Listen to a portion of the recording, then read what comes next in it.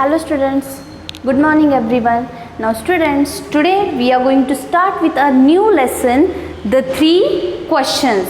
आज आपण आपल्या नवीन लेसनला सुरुवात करणार आहोत. द 3 क्वेश्चन म्हणजे 3 प्रश्न. It is a story type lesson. ही एक गोष्ट आहे. Okay. Now first I will read the introduction about the writer of this lesson. Leo Tolstoy. Leo Tolstoy is the writer. 1828 to 1910 म्हणजे 1828ला त्यांचा जन्म झाला आणि 1910ला त्यांचा मृत्यू झाला.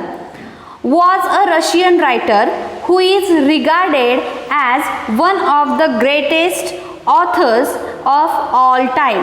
Means Leo Tolstoy he was a Russian writer. हे कोणत्या प्रांतातले रायटर आहेत? रशियन किंवा रशियाचे रायटर आहेत. He first achieved literary acclaim in his 20s with his semi-autobiographical trilogy. म्हणजे त्यांनी त्यांच्या 20s म्हणजे त्यांच्या वयाच्या 20व्या वर्षी त्यांनी त्यांची ऑटोबायोग्राफी लिहिली. म्हणजे ऑटोबायोग्राफी म्हणजे थोडक्यात आत्मचरित्र. म्हणजे त्यांच्याविषयी त्यांचं आत्मचरित्र त्यांनी 20व्या वर्षी लिहिलं. ट्रायलॉजी म्हणजे तेच आत्मचरित्र 3 पुस्तकामध्ये लिहिलं. चाइल्डहुड म्हणजे त्यांचं बालपण. देन बॉयहुड म्हणजे एक बालकाचं म्हणजे ते शाळेत जात असताना कशा प्रकारे होते ते बॉयहुड. देन द यूथ म्हणजे त्यांचं थोडक्यात यंगरनेस किंवा आपण एक म्हणतो ना की वयाच्या 20व्या वर्षापर्यंत त्यांच्या वयाच्या 20व्या वर्षापर्यंत ते कशा प्रकारे होते. ते लहान असताना कसे होते, पुन्हा मुलगा झाल्यानंतर कसे होते, पुन्हा किशोर वयात असताना कसे होते, हे सर्व त्यांनी लिहिलं. किशोर वयानंतर ते पुस्तक लिहेपर्यंत त्यांच्या आयुष्यात घडणाऱ्या प्रत्येक घटनांची बायोग्राफी त्यांनी लिहिली. A parable is a short story with a moral lesson. तर a parable is a short story with a moral lesson. म्हणजे पॅरेबल ही एक स्टोरी आहे, ती मॉरल स्टोरी आहे म्हणजे बोधकथा आहे. A parable usually has human characters. A parable usually has human characters. म्हणजे पॅरेबलमध्ये usually normally human characters असतात. This parable concerns a king who wants to find the answer to what he considers to be the 3 most important questions in life. तर या second स्टँजामध्ये इंट्रोडक्शनच्या second स्टँजामध्ये काय दिलेलं आहे की ही जी काही parable आहे, पॅरेबल म्हणजे ही जी कथा आपल्याला आज पाहणार आहोत, ती कथा जी आहे त्या कथेमध्ये एक राजा आहे हु इज फाइंडिंग 3 क्वेश्चन्स आन्सर्स. तो राजा 3 प्रश्नांची उत्तरं शोधत आहे. तर तो शोधत असताना त्याला कोण भेटतं, कसं भेटतं, त्यांचं काय कॉन्व्हर्सेशन होतं, that all things we will see in this lesson. Now let we start. Page number 52. Once a certain king had an idea. Once a certain king had an idea. म्हणजे एक दिवशी एका राजाला एक कल्पना सुचली. If he always knew the right time to begin everything. म्हणजे त्याला वाटलं की if he always knew the right time to begin everything. एखादी कोणतीही गोष्ट चालू करण्यासाठी कोणती योग्य वेळ आहे हे माहिती असणे पाहिजे. If he knew who were the right people to listen. त्याला हेही माहीत असलं पाहिजे की आपण कोणाचं ऐकलं पाहिजे. म्हणजे कोणती व्यक्ती ही बरोबर सांगते, कोणाचं आपण ऐकलं पाहिजे हे देखील आपल्याला माहिती पाहिजे.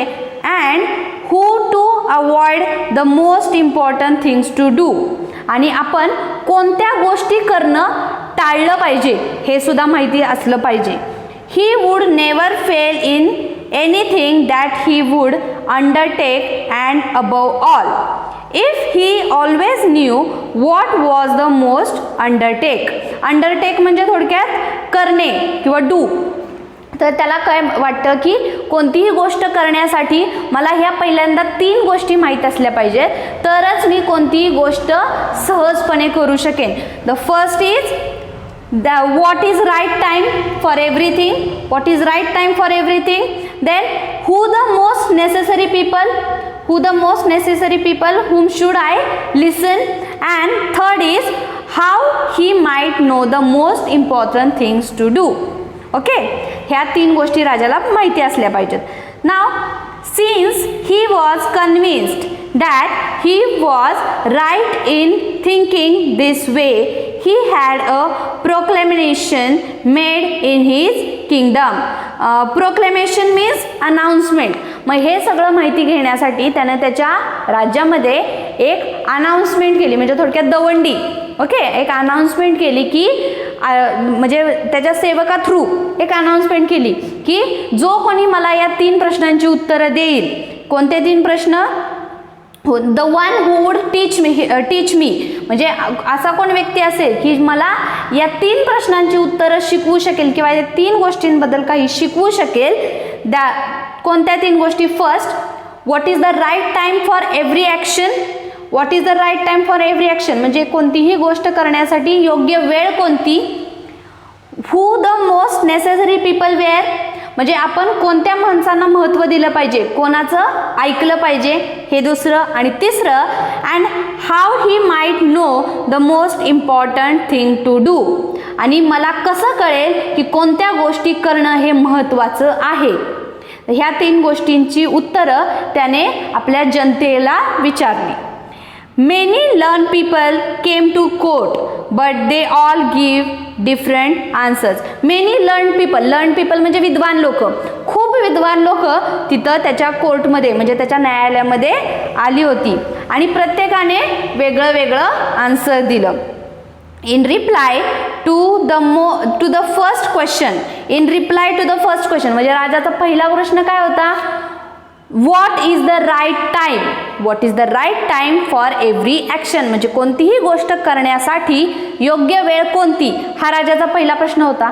तर इन रिप्लाय ऑफ दॅट म्हणजे त्या प्रश्नाच्या उत्तरामध्ये खूप विद्वान लोक जी आली होती त्यांच्यापैकी बऱ्याच जणांनी उत्तरं दिली. तर ते रिप्लायज काय आहेत बघूयात आपण. Some said that to know the right time for every action म्हणजे काही त्यापैकी काय म्हणाले की to know the right time of every action म्हणजे कोणत्याही गोष्टीची योग्य वेळ ठरवण्यासाठी one must draw up in advance a table of days. One must draw up in advance a table of day म्हणजे कोणत्याही गोष्टीची योग्य वेळ ठरवण्यासाठी आपण एक टाइम टेबल आखलं गेलं पाहिजे. डेज, मंथ आणि year.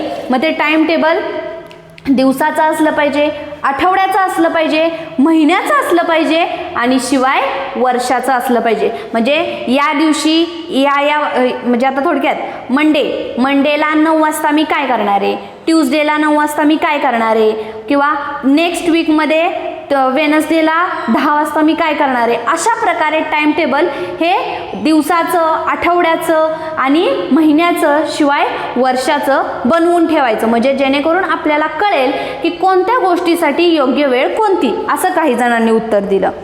And we must follow that strictly आणि आपण ते टाइम टेबल स्ट्रिक्टली म्हणजे अगदी कडकपणे ते टाइम टेबल फॉलो केलं पाहिजे. म्हणजे आपण टाइम टेबलमध्ये लिहिलंय ना की 10 वाजता झोपायचं तर 10 वाजता झोपलंच पाहिजे, 9 वाजता जेवायचं तर 9 वाजता जेवलंच पाहिजे, 8 वाजता फिरायला जायचं तर फिरायला गेलंच पाहिजे.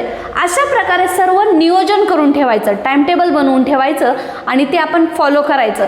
आणि जर का आपण तसं केलं तर आपल्याला कळेल की कोणतीही गोष्ट करण्याची योग्य वेळ कोणती. असं काही जणांनी उत्तर दिलं. Others declared that it was impossible to decide beforehand the right time for every action.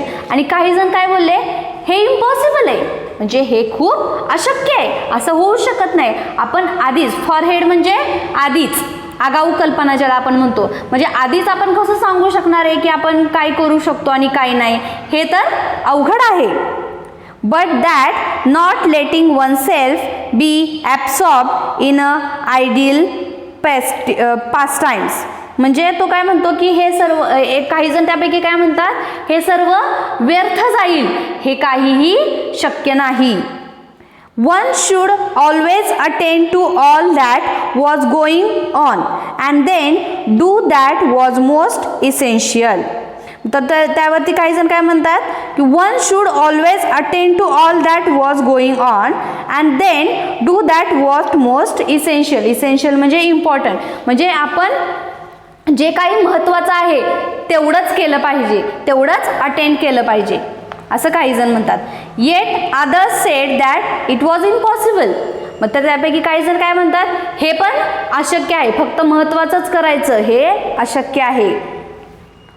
Impossible for one man to decide correctly the right time for every action. म्हणजे अशक्य आहे की एखाद्या व्यक्तीने सगळ्या गोष्टी बरोबर वेळेत, योग्य वेळेत, कोणत्याही गोष्ट करण्याची योग्य वेळ कोणती हे कोणासाठीही ठरवणं अशक्य आहे.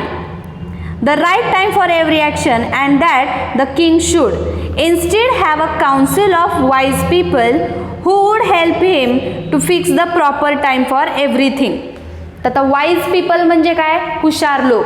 आता शेवटी राजाच गोंधळात पडतो का आता तिथं आलेले जे हुशार मंडळी होते, हुशार लोक होते, ते सर्वजण प्रत्येकजण वेगळं वेगळं सांगत होता आणि प्रत्येकजण दुसऱ्याला सांगत होता काही की तुम्ही जे सांगताय ते चुकीचं आहे, ते अवघड आहे, अशा प्रकारे. म्हणून राजा गोंधळात पडला आणि राजाने त्या सर्वांपैकी कुणाचंही म्हणणं ऐकलं नाही. राजाने त्या सर्वांना जाऊ दिलं आणि राजा आता विचारात पडलाय की आता मी कोणाला बोलू की मला या प्रश्नांची उत्तरं मिळतील. Equally varied were the answers to the second question. आता राजाला दुसऱ्या पण प्रश्नाचं आन्सर हवं होतं. Some said the people the king most needed were his counsellors. Counsellor म्हणजे थोडक्यात आपण त्यांना म्हणतो की जो आपल्याला योग्य माहिती देतो तो. मग काही लोक काय म्हणतात की तुम्हाला एका योग्य माहिती देणाऱ्याची, माहितीकाराची गरज आहे. Others the priest. काही लोक म्हणतात प्रिस्ट म्हणजे जे कोण प्रार्थना करतात त्या प्रार्थना करणाऱ्यांची तुम्हाला गरज आहे. Others the doctors. काही जण म्हणतात तुम्हाला वैद्याची गरज आहे.